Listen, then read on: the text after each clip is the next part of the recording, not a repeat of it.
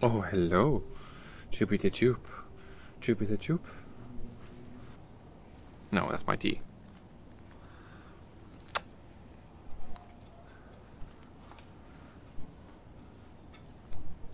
So I really love this new podium thing that I found. Of course, it's just an old oak stump that is in my backyard that we felled the tree from. Still haven't gotten a chainsaw big enough to section the tree up. But the stump here has a slope where we cut it, and I can set my book on the slope to let me see it better. And it even has some fibers of wood jutting up to keep the book from sliding down the slope, which is perfect. And then there's a flat portion where I can put another book, or in this case my iPad, and a teacup, which is just perfect. It's level enough to hold a teacup. What more could I ask for? But anyway, we're back again for another Unspoken sermon by George MacDonald. In the last sermon, George MacDonald was talking about forgiveness and how sometimes forgiveness needs to take a form that would encourage the individual to correct their ways, but it always takes the form that would draw people together and unify them more. And so he's going to jump off of that idea of drawing people together and transition over to a new sermon here, which is called The New Name. And it begins with a quote from Revelations 2:17 saying, "To him that overcometh I will give a white stone, and in the stone a new name written, which no man knoweth, saving he that receiveth it." And so this first couple pages, honestly, are going to be talking a lot about mysticism. And I'm actually going to skip over a good bit of that, just because it kind of convolutes his message in my mind. So I want to take a moment to remind you that if you want to learn what these sermons say in their entirety, please go read them for yourself, because you could probably do a better job than I am. I'm just trying to share what little I can grasp from them. So to that end, I will be actually skipping over a good bit of these first pages and some of these other pages, like I always do, even like skipping a sentence, a single sentence here or there, just to keep the meaning of the text as clear as possible in what I can convey. I won't even be able to always say when I'm skipping things, because it's going to be so often that would get old. So just know that the full text is online, it's free, public domain. You should look it up because it's wonderful.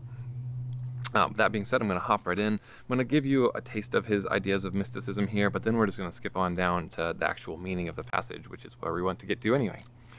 So he begins by saying, "Whether the book of the Revelation be written by the same man who wrote the Gospel according to St. John or not, there is, at least, one element common to the two, the mysticism."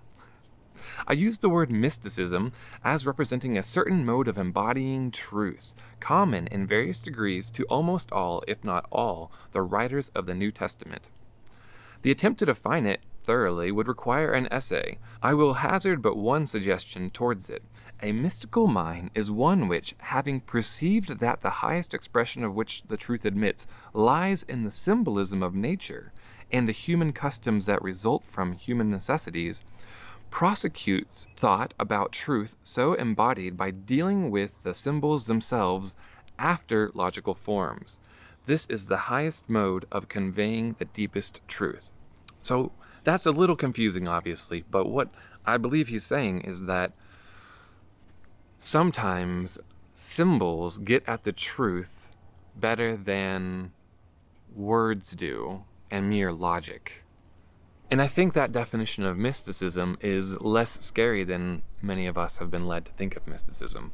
Mysticism has, I think, a bad connotation, but the idea that you can have some evocative symbol convey a message strongly, I think, is clear in all forms of art. So I think that we needn't be afraid of MacDonald's mysticism here.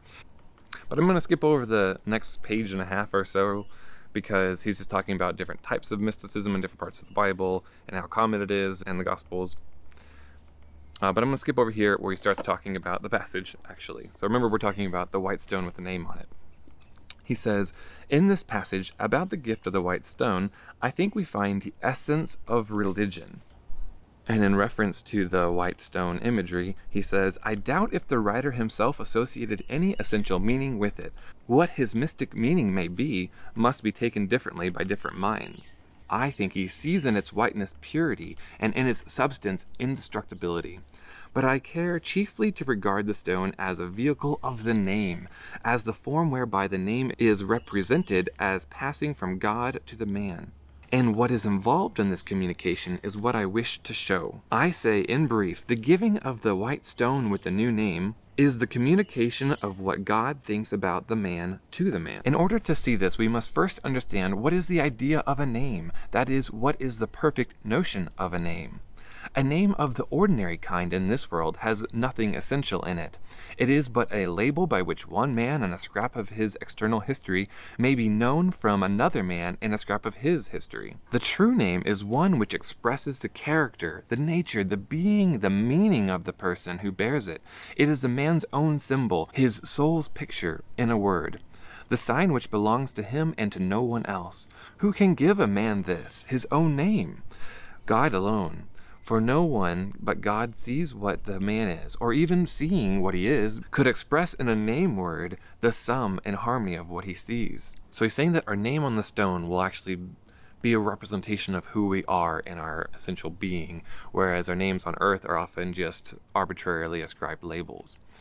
But God alone can see who we are, and is therefore able to give us our name. But what he's going to ask next is, why doesn't he give us our name right away? If he knows who we are, why doesn't he just give us this name now? Why does he have to wait until later? He says, "To whom is this name given? To him that overcometh. When is it given? When he has overcome. Does God then not know what a man is going to become? As surely as he sees the oak which he put there lying in the heart of the acorn. Why then does he wait till the man has become by overcoming, ere he settles what his name shall be? He does not wait. He knows his name from the first. It is only when the man has become his name that God gives him the stone with the name upon it."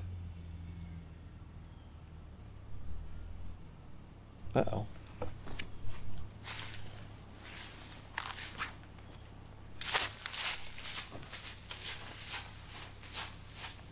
Hold on just a sec. Hello. Sorry to interrupt the call. You're fine. You're welcome.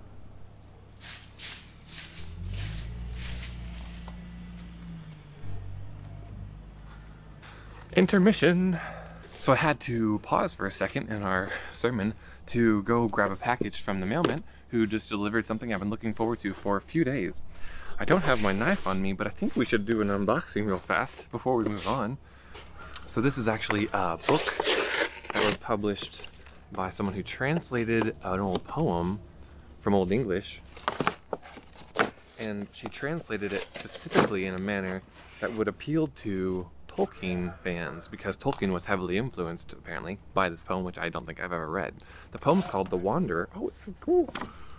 The poem's called The Wanderer, and she did, I believe, all these illustrations herself, so I'm looking forward to seeing what it's like. Oh, there's a rune there. The Wanderer, a new translation for Middle-earth readers. That's pretty. I assume you can see that somewhat. So I'm just going to flip through it real fast just because I haven't. Ooh. Wow. I assume I'm somewhat in frame right now.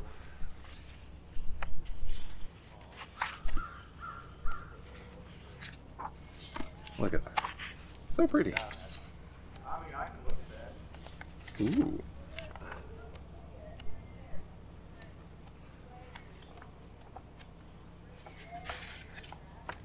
Oh, that's pretty. That's gorgeous. So, flipping through it real fast, I see lovely paintings on every other page, and facing the paintings are a paragraph or two. Iluvatar. Oh my goodness. So she's really leaning heavily into the Tolkien. Oh, this is fun. So she's embedded a lot of his terminology into The Wanderer. And as I haven't read it, I don't know how it compares, but I see Helm's Deep and Middle Earth and Ints and Iluvatar all mentioned where I assume appropriate inside the text. So that's fun. And I know she gave the example in an interview that she gave of Ranger instead of Wanderer. So it's called The Wanderer, but she's translated Wanderer as Ranger because that would like be familiar and ring true and maybe lure in some Tolkien fans to read this work that inspired Tolkien, which I think is great because often I have seen that Tolkien and Lewis fans like the works that Tolkien and Lewis wrote, but never cared much for delving into the works that inspired Tolkien and Lewis so much and drove them to be who they were. So I've really enjoyed delving into the works that inspired C.S. Lewis. That's how we got to George MacDonald here. And I've also appreciated some of the works that inspired Tolkien, even though I didn't know it at the time, like the Kalevala, which hopefully we'll get to one of these days on the Pulling Threads series. So she's included these words in here that are familiar to Tolkien fans, but it looks like she's put footnotes at the bottom to explain why she chose that word. That's pretty cool. I'm excited. I think this will be a great read, and I'll probably have to go read the actual poem first just to know what I'm getting myself into, but it even feels nice on the cover. Look at that. The author's name is nowhere on this outside of the book. That's a little strange. Her name's Bethany Cole. Here it is on the inside. Anyway, I'm excited to read this, and I think it's fun that it came when I was making a video anyway, so we got an unboxing of it, and maybe I'll do a video once I've read it, although I'm not really sure how copyrights and stuff work on YouTube, but it's convenient that I like stuff that's in the public domain mostly, so it's been simple for me, but maybe I'll do one on this if I can. Alright, I have no idea where we were, so let's see if I can find out what we were talking about. Why then does he wait till the man has become by overcoming, ere he settles what his name shall be? He does not wait. He knows his name from the first. It is only when the man has become his name that God gives him the stone with the name upon it. For then first can he understand what his name signifies. It is the blossom, the perfection, the completion that determines the name, and God foresees that from the first, because he made it so. But the tree of the soul, before its blossom comes, cannot understand what blossom it is to bear. I'm going to repeat that last part again. The tree of the soul, before its blossom comes, cannot understand what blossom it is to bear. And I think that's a very encouraging idea, that while we're growing and struggling to grow and develop, we don't know what our ultimate form will be and the beauties that it can contain. And I think that's lovely, especially in life where we're trying to grow through life and struggling to find our path, trying to figure out what our career should be or what our life should look like. And we don't know what the ultimate form it will take is. But we can be encouraged that if we continue drawing closer to God, we will eventually blossom. Anyway, I'll continue. Alright, so we have this name that is kind of describing our essence. But he says, let us, I say, look deeper. We shall not look long before we find that the mystic symbol has for its center of significance the fact of the personal individual relation of every man to his God. So the name is how we're relating to God. And if I skip down a bit, he's taking it a step further. He says, the name is one which no man knoweth, saving he that receiveth. Not only then has each man his individual relation to God, but each man has his peculiar relation to God. He is to God a peculiar being, made after his own fashion, and that of no one else. For when he is perfected, he shall receive the new name, which no one else can understand. Hence he can worship God as no man else can worship him, can understand God as no man else can understand him. This or that man may understand God more, may understand God better than he, but no other man can understand God as he understands him. God give me grace to be humble before thee, my brother, that I drag not my simulacrum of thee before the judgment seat of the unjust judge, but look up to thyself for what revelation of God thou and no one else canst give. As the fir tree lifts up its head with a far different need from the need of the palm trees, so does each man stand before God and lift up a different humanity to the common Father. And for each, God has a different response. With every man he has a secret, the secret of the new name. In every man there is a loneliness, an inner chamber of peculiar life into which God only can enter. I say not it is the innermost chamber, but a chamber into which no brother, nay, no sister can come. From this it follows that there is a chamber also, O God, humble and accept my speech, a chamber in God himself, into which none can enter but the one, the individual, the peculiar man, out of which chamber that man has to bring revelation and strength for his brethren. This is that for which he was made, to reveal the secret things of the Father. So this is a little bit of a leap, but I think it's a lovely one and a healthy one. He says that we are unique, and our relationship with God is unique, and therefore there is a bit about God that we can understand that nobody else can understand, and that it is our job to share that with everyone else. And I think that's a powerful and unifying idea, and I think it's a humble one, to understand that we can learn from those around us. He continues on to talk about how, therefore, we're all kind of like plants in God's garden. See now what a significance the symbolism of our text assumes. Each of us is a distinct flower or tree in the spiritual garden of God, precious, each for its own sake, in the eyes of Him who is even now making us, each of us watered and shone upon and filled with life for the sake of His flower, His completed being, which will blossom out of Him at last to the glory and pleasure of the great gardener.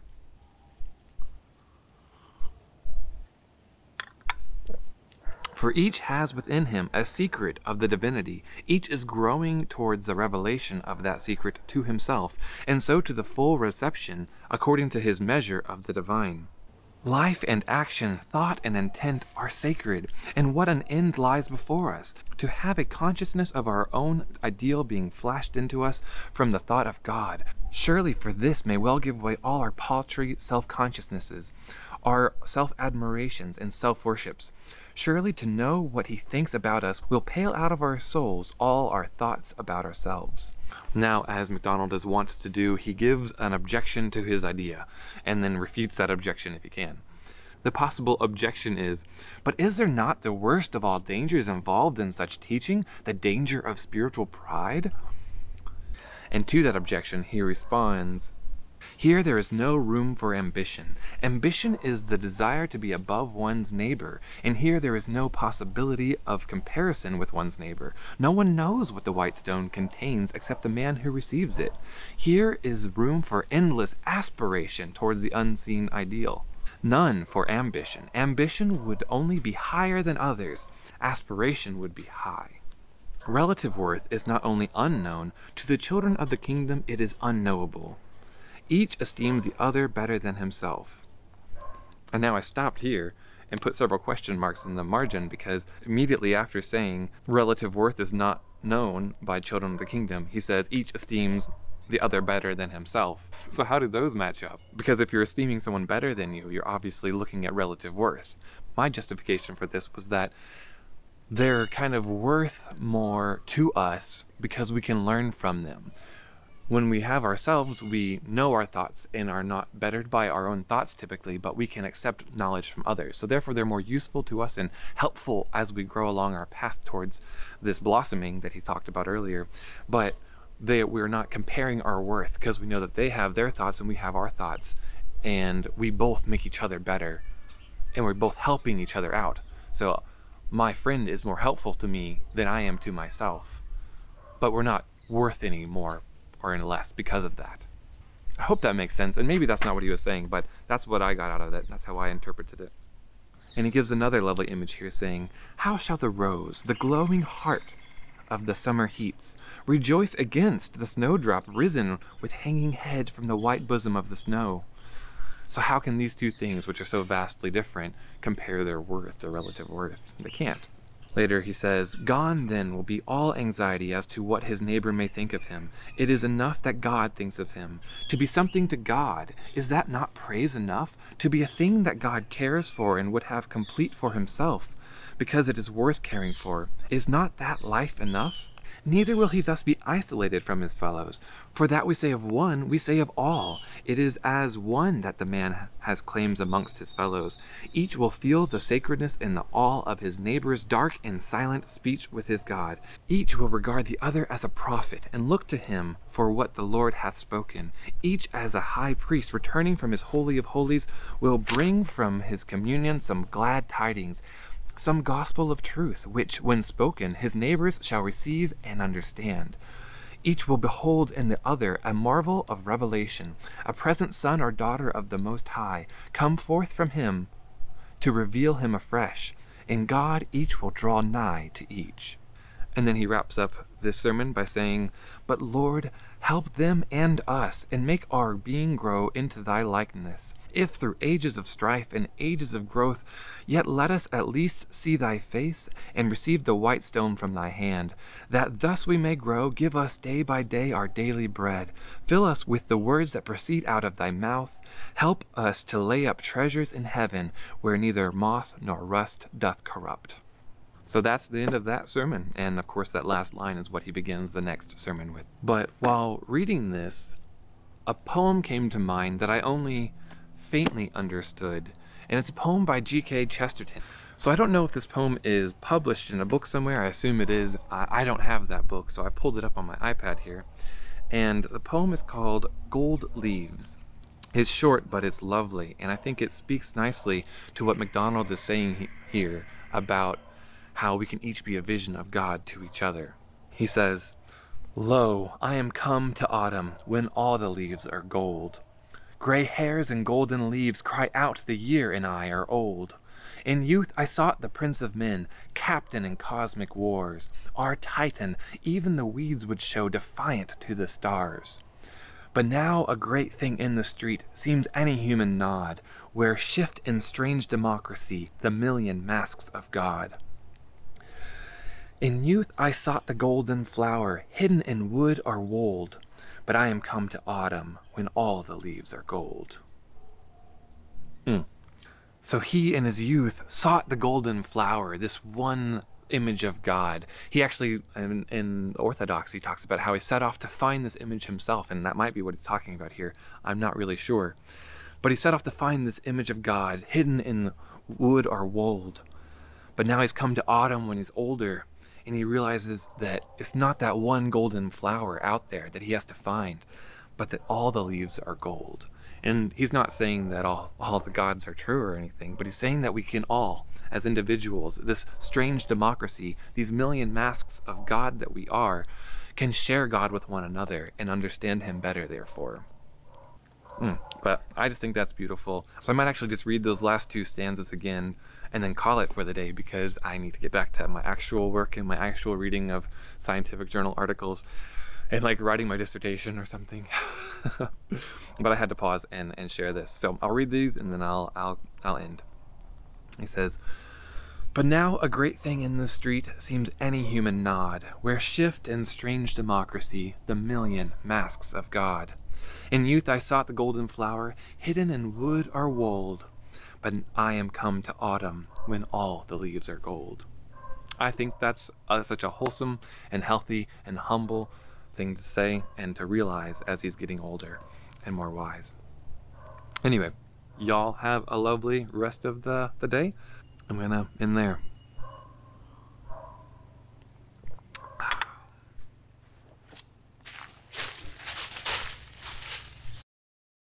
Bob, there's a teacup there.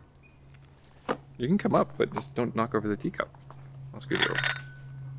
And in some way, it also seems related to what he was saying about the words of Christ in the previous sermons, where, oh, hi, well done, you didn't knock over the tea. I don't know how I'm supposed to read with Bob here. Bob, what are you doing? You want some tea? No, you can't have my tea. That's my tea. I know you like green tea, but this is for me.